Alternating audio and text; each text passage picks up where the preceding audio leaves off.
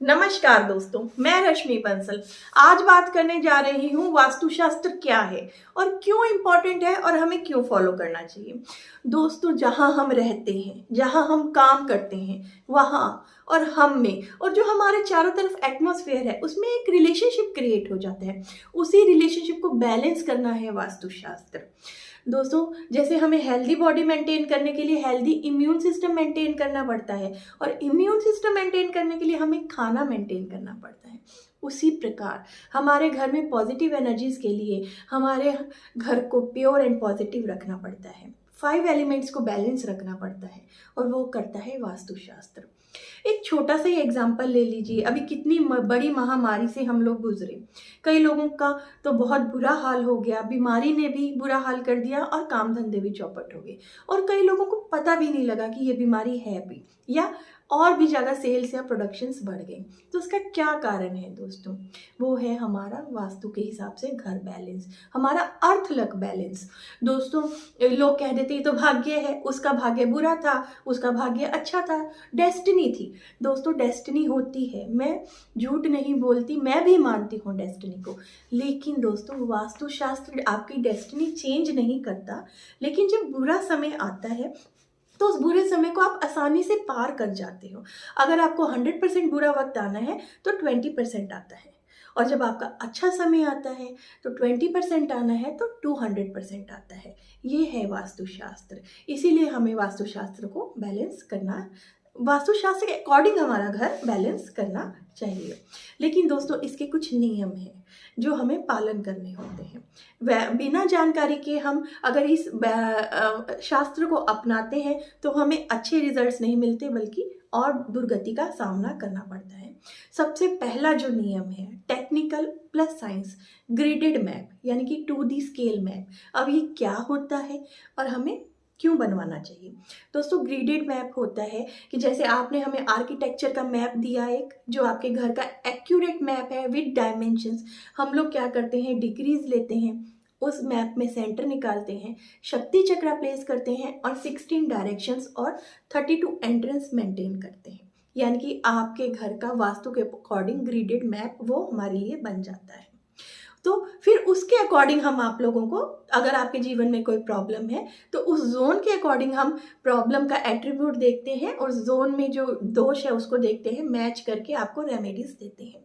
ये है वास्तु के हिसाब से बैलेंसिंग। कई लोगों को दोस्तों पता ही नहीं होता। जैसे 4 दिशाएं पता है, north, east, south and west. हमें हमसे कई बार रफली आइडिया बना के दे देते हैं लोग और बोलते हैं मैम हमें रेमेडीज दे दो। दोस्तों, पूरी वेस्ट दिशा के 4 जोन और 8 एंट्रेंसेस हैं। मैं कैसे पूरी वेस्ट दिशा के लिए एक ही रेमेडी दे दूं? नहीं दे सकती। आपके लिए और ज़्यादा बुरा होगा वो।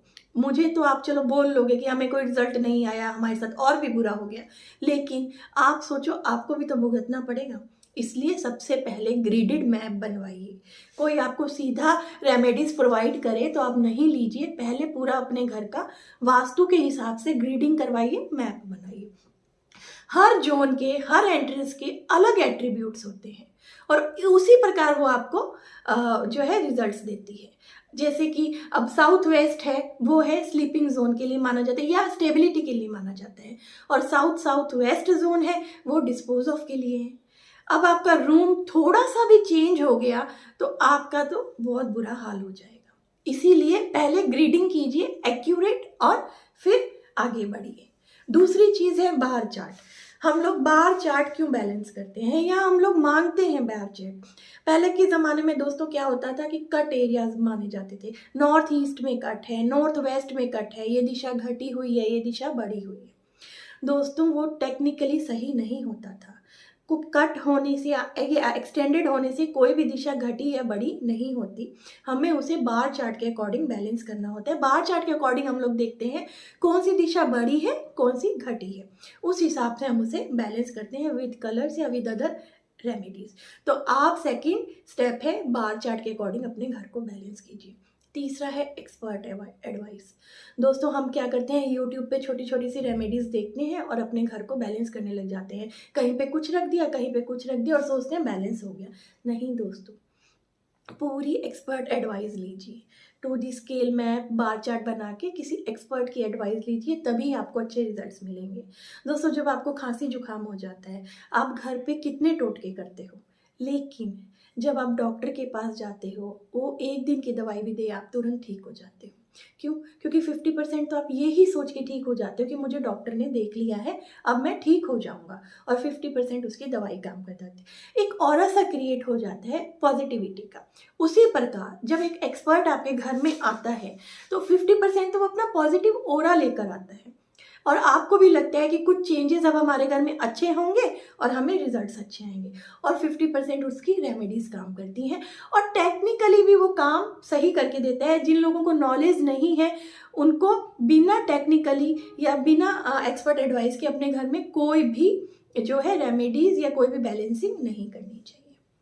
इसी के साथ नमस्कार दोस्तों, मैं आपसे विदा लेती हूँ। अब नेक्स्ट वीडियो में मिलूंगी। अगर मैं कुछ रह गया है वास्तुशास्त्र अकॉर्डिंग, तो कमेंट बॉक्स में लिखिए, मैं आपको आंसर करने की कोशिश करूँगी। नमस्कार दोस्तों, धन्यवाद।